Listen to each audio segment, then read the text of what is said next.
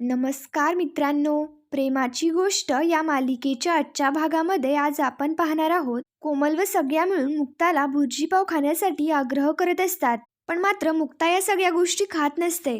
तर मुक्ता तिथनं आतमध्ये निघून जाते. मुक्ताचं हे सगळं वागणं व घरच्यांचंही सगळं वागणं बापू पाहत असतात. तर मुक्ता निघून गेल्यानंतर बापू स्वतःशीच म्हणतात, हे आमचे घरचे, तिने नाश्ता न केल्यामुळे आमच्या घरच्यांना काहीच फरक पडत नाहीये. बिचारी पोर, पण अंड्याचा नाश्ता खाणार नाही हे इंद्राला समजायला पाहिजे ना. इंद्रा बापूंनाही नाश्ता करायला सांगत असते, पण बापू मात्र म्हणतात, मला नकोय, तुम्ही खाऊन घ्या. त्यानंतर इकडे दुसरीकडे मुक्ता क्लिनिक मध्ये निघलेली असते. तेवढ्यात ती दाराशी कॅलेंडर पाहते. कोमल मुक्तासाठी चहा घेऊन आलेली असताना मुक्ता कोमलला म्हणते, अजून कॅलेंडर नाही चेंज केलंस. तर कोमल लगेच कॅलेंडर चेंज करते. त्यानंतर इकडे दुसरीकडे पुरुषोत्तम त्यांच्या घरी नाश्ता करत असतो. तेवढ्यात तिथे बापू येतात. बापूंना पाहता पुरुषोत्तमला खूप आनंद होतो. पुरुषोत्तम विचारतो, सगळं ठीक आहे ना.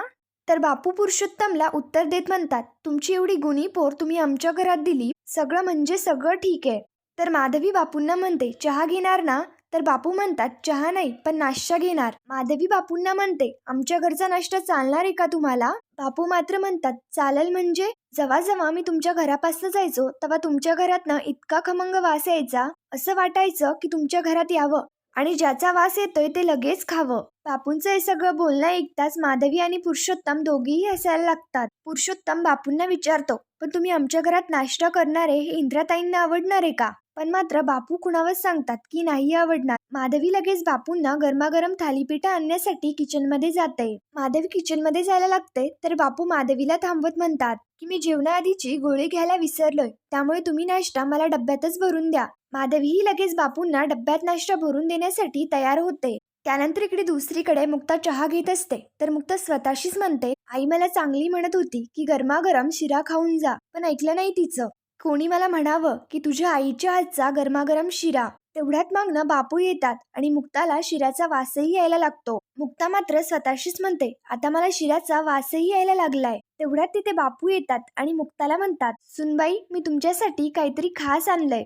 तुमच्या आईच्या हातचा गरमागरम शिरा आणि थालीपीठ. बापूंचं हे बोलणं ऐकताच मुक्ताला खूप आनंद होतो.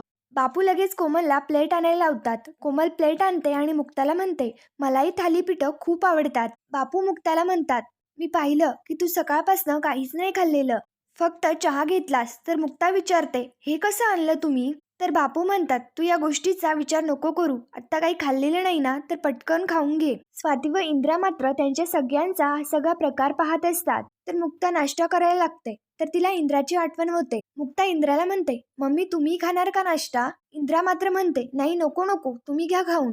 त्यानंतर बापू, कोमल व मुक्ता हे तिघेही मिळून नाश्ता करतात. तर बापू म्हणतात की खूप सुंदर आहे नाश्ता. मुक्ताई म्हणते, हो हो, माझी आई आहेच सुंदर. लगेच स्वाती इंद्राला साईडला घेत म्हणते, मम्मी आता काहीतरी करायला हवं, वारा 120च्या स्पीडने वाहतय. तर लगेच इंद्रा म्हणते, हो ना, ती सुगरण आता आपल्या घरात घरटं बांधायला लागलीये. तेवढ्यात तिथे सागर येतो. सागर त्यांच्या सगळ्यांकडे पाहू लागतो आणि मुक्ताई सागरकडे पाहत नाश्ता करू लागते. सागरला विचारतात की तुला हवाय का नाश्ता. तर सागर म्हणतो नको. स्वाती मात्र म्हणते, अरे सागर, जा नाश्ता करून, आज 101 व्हरायटी आहेत नाश्त्यामध्ये. सागर ऑफिसला जायला लागतो, पण बापू मात्र सागरवरती ओढत आणि त्याला थांबवत म्हणतात की आज तरी ऑफिसला जाणं कॅन्सल कर, आधीच लय उशीर झालाय, तुम्ही दोघं बी कोर्टात पोहोचा. तर लगेच सागर मुक्ताला म्हणतो, तुम्ही पण आज क्लिनिकला जाणं कॅन्सल करा, आपण लगेच कोर्टात जाऊयात, मी पार्किंग मध्ये थांबलेलो आहे. मुक्ता सागरला म्हणायला लागते, आज माझी इम्पॉर्टंट अपॉइंटमेंट होती. पण सागर मात्र मुक्ताचं काहीच बोलणं ऐकत नाही आणि तिथं निघून जातो. त्यानंतर इकडे दुसरीकडे मुक्ताची वाट पाहत सागर पार्किंग मध्ये थांबलेला असतो. तर मुक्ता लगेच तिच्या गाडीकडे जायला लागते. तर सागर म्हणतो, आज माझ्या गाडीने जाऊयात.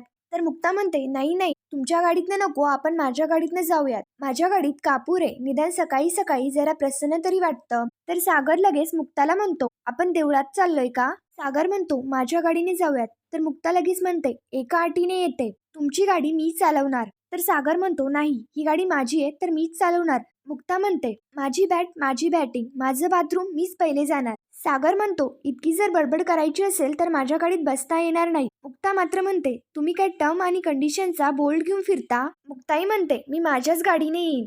आणि ती दोघीही त्यांच्या त्यांच्या गाडीत बसतात.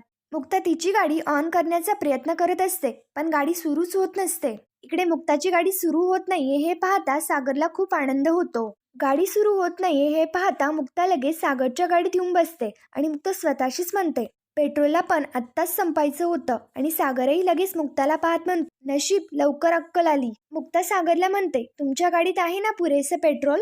तर सागर आणि मुक्ता लगेच तिथनं कोर्टात निघून जातात. त्यानंतर इकडे दुसरीकडे सावनी हर्षवर्धनशी फोनवरती बोलत असते. तर हर्षवर्धन सावनीला विचारतो, मुक्ताची भेट झाली? तर सावनी सांगू लागते, मुक्ताची भेट नाही झाली, पण डोंट वरी, ही केस आपणच जिंकणार आहे. पण मात्र नेटवर्क प्रॉब्लेममुळे सावनीला हर्षवर्धनचा आवाजच येत नसतो. तर सावनी फोन ठेवून देते. तेवढ्यात तिथे सई येते. सई सावनीला विचारते की मुक्ताईची भेट झाली का? सईच्या तोडून मुक्ताई हे नाव ऐकताच सावनीला सईचा खूप राग येतो. पण मात्र सावनी नाटकं करत सईला म्हणते, माझी तिची भेट नाही झालेली, पण ती कोर्टात येणार आहे आणि ती मुक्ताई नाहीये.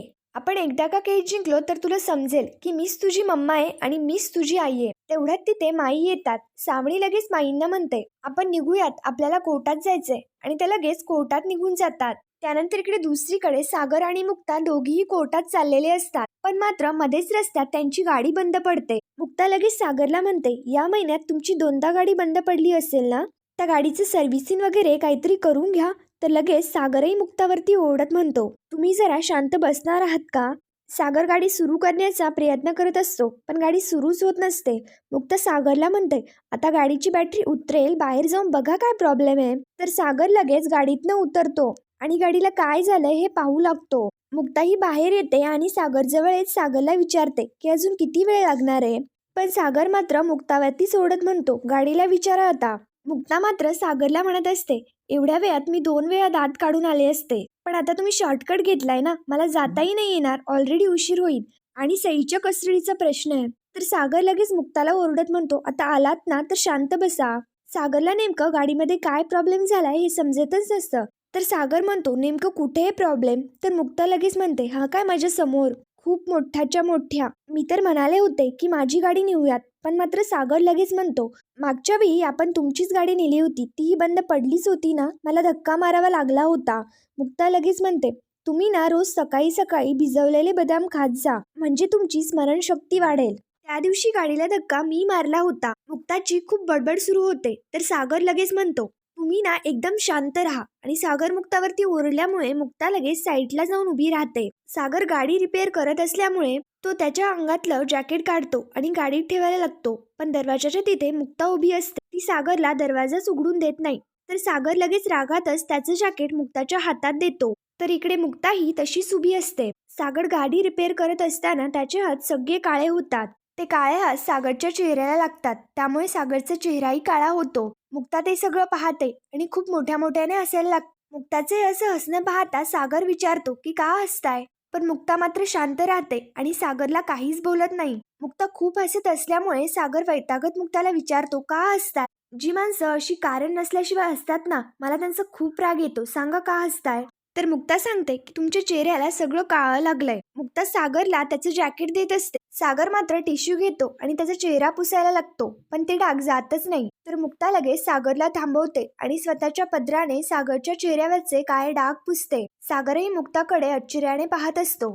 मुक्ता सागरच्या चेहऱ्यावरचे सगळे डाग साफ करते. सागर पुन्हा गाडी दुरुस्त करण्यासाठी येतो. तर मुक्ता विचारते की तुम्ही सगळं व्यवस्थित चेक केलत ना? तर सागर म्हणतो, तुम्हाला गाडीतलं इतकं कळतं तर तुम्हीच चेक करा. तर मुक्ता लगेच सागरची गाडी चेक करू लागते. मुक्ता बडबड करत गाडी चेक करत असते. तेवढ्यात तिच्या हाताला चटका बसतो आणि ती खूप मोठ्याने ओरडते.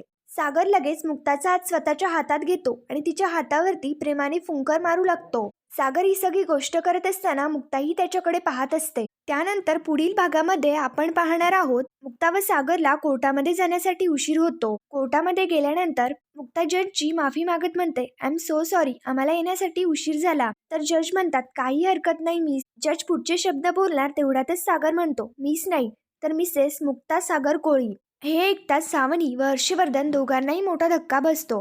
पण मात्र सागर आणि मुक्ता दोघीही त्यांच्याकडे पाहत असतात. पुढील भागांच्या डेली अपडेट्ससाठी मराठी रंग या चॅनलला लगेच सबस्क्राईब करा. धन्यवाद.